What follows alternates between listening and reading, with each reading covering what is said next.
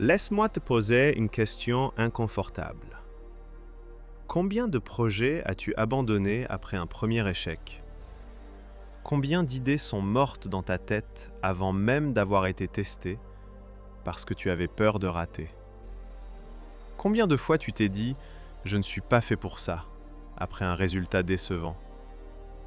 Si tu es honnête avec toi-même, la réponse est probablement trop souvent. Et je ne te dis pas ça pour te juger. Je te dis ça parce que j'ai été exactement là, avant toi. Et parce que ce réflexe, fuir l'échec, l'éviter, en avoir honte, est l'une des choses les plus coûteuses que tu puisses faire dans ta vie professionnelle et personnelle. Voici ce qu'on ne t'a jamais dit clairement. Les personnes qui réussissent n'échouent pas moins que les autres. Elles échouent plus, beaucoup plus. Mais elles échouent différemment. Elles ont une relation fondamentalement différente avec l'échec, une relation que tu peux apprendre, construire et intégrer. Machiavel étudiait les princes qui tombaient et se relevaient avec plus de force. Il avait compris que la différence entre ceux qui dominent et ceux qui disparaissent ne réside pas dans le nombre de chutes, elle réside dans ce qu'ils font après la chute. La psychologue Carol Dweck a passé 30 ans à étudier exactement ce phénomène. Les neurosciences ont confirmé ce que Machiavel pressentait. Et aujourd'hui, je vais te donner un framework complet. Pas des citations motivantes, pas des slogans creux. Un système précis et actionnable pour transformer chaque échec en avantage compétitif réel. Dans les prochaines minutes, on va comprendre pourquoi ton cerveau sabote naturellement l'apprentissage par l'échec. On va voir ce que les plus grandes réussites de l'histoire ont en commun avec tes propres revers. Et je vais te donner 4 étapes concrètes pour faire de chaque échec non pas une cicatrice, mais une arme. Bienvenue sur la chaîne du Mindset Efficace. Et si tu restes jusqu'à la fin, tu ne regarderas plus jamais un échec de la même façon. Commençons par comprendre pourquoi c'est si difficile. Pas pour trouver des excuses, pour identifier précisément ce qu'on combat. Quand tu échoues, ton cerveau fait 2 choses simultanément, qui travaillent contre toi. La première, c'est ce qu'on appelle la dissonance cognitive, un concept fondamental formalisé par le psychologue Léon Festinger en 1957. Ton cerveau déteste l'incohérence. Il a besoin que tes actions et tes croyances soient alignées. Quand tu échoues, il y a une contradiction douloureuse entre l'image que tu as de toi-même, je suis quelqu'un de capable, et le résultat que tu viens d'obtenir, j'ai échoué.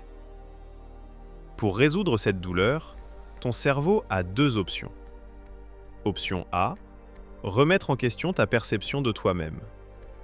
Option B, minimiser, justifier ou fuir l'échec pour protéger cette perception. Devine quelle option il choisit le plus souvent? L'option B. Toujours. Parce que c'est la moins douloureuse à court terme. Résultat, tu ne tires pas les leçons de l'échec.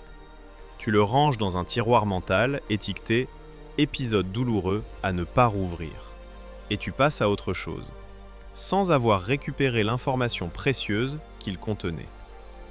La deuxième chose que fait ton cerveau, c'est ce que la psychologue Carol Dweck de l'université Stanford appelle le fixed mindset, la mentalité fixe.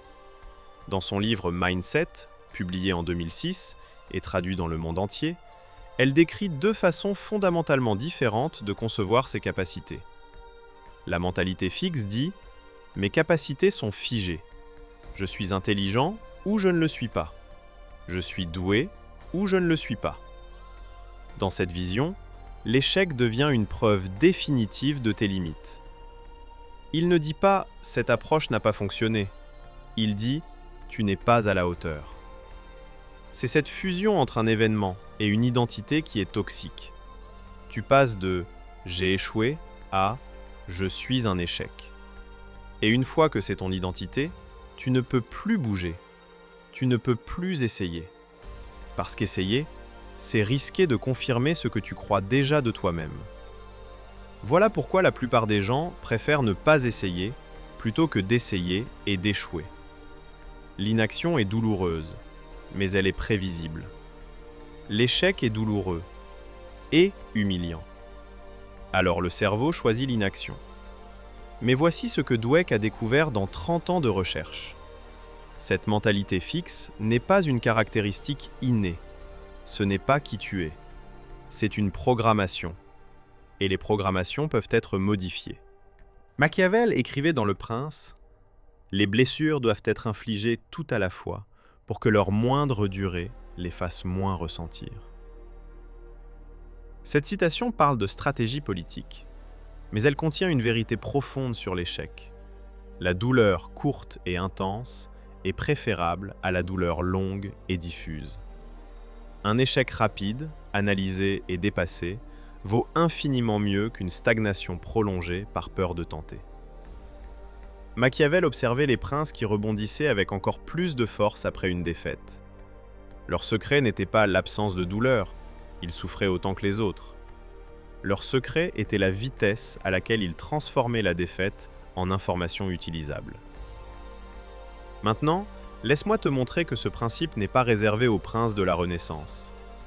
James Dyson a créé 5127 prototypes de son aspirateur révolutionnaire avant d'arriver à un modèle qui fonctionnait. 5127 échecs. Chacun documenté, analysé, intégré.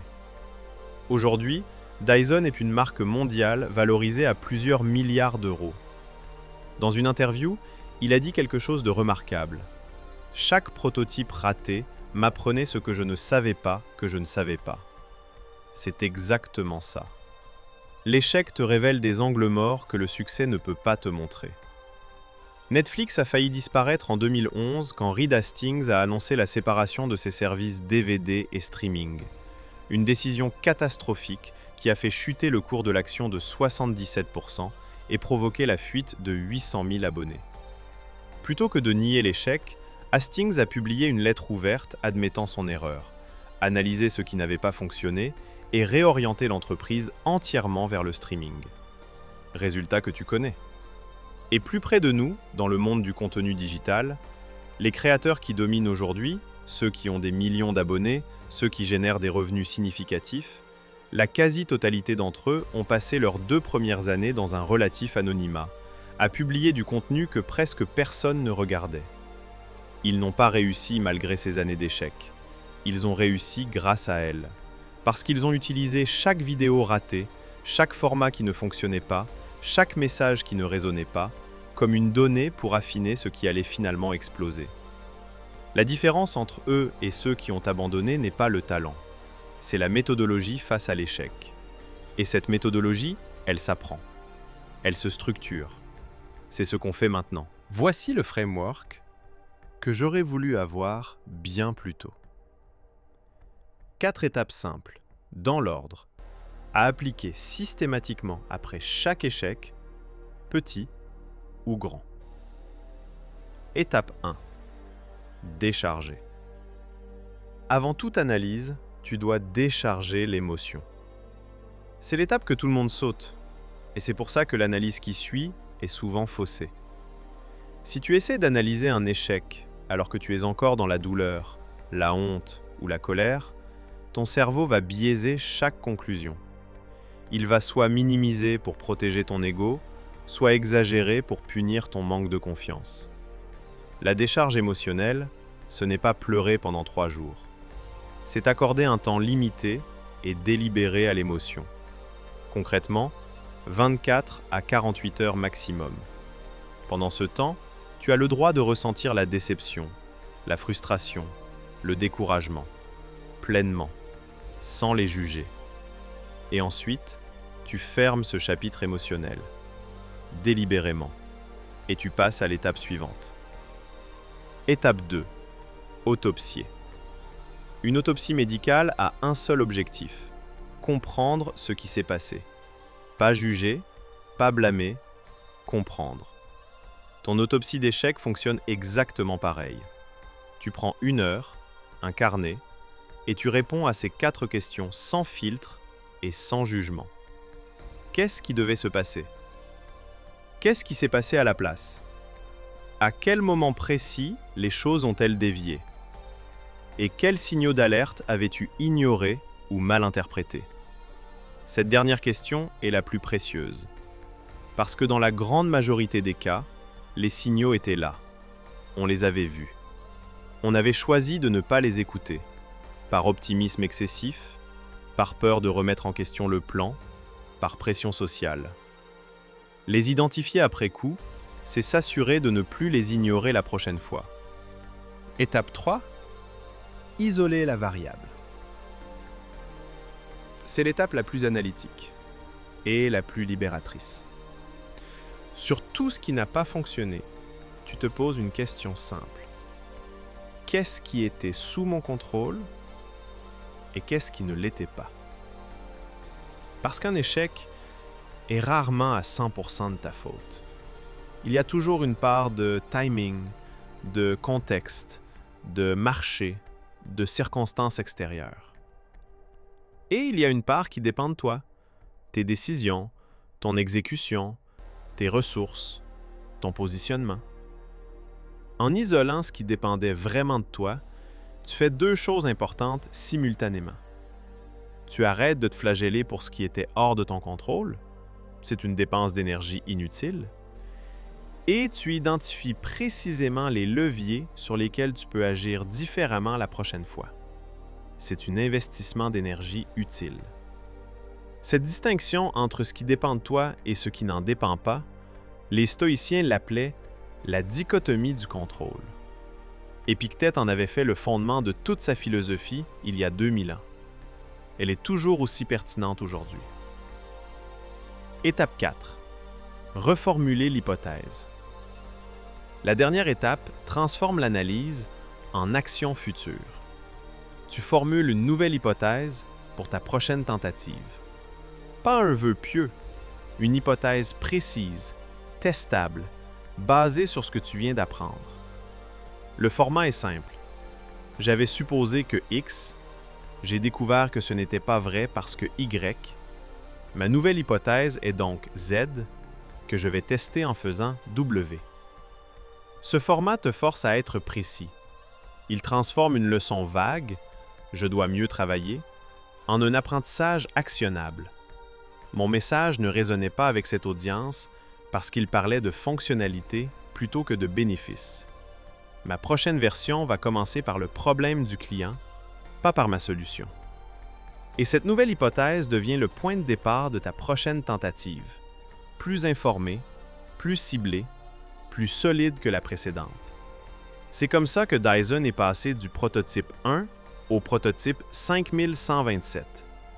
Pas par obstination aveugle, par itération méthodique, hypothèse après hypothèse, donnée après donnée. Récapitulons ce qu'on a vu aujourd'hui. Ton cerveau est biologiquement programmé pour fuir l'échec, par dissonance cognitive et par mentalité fixe. Ce n'est pas une faiblesse, c'est une programmation.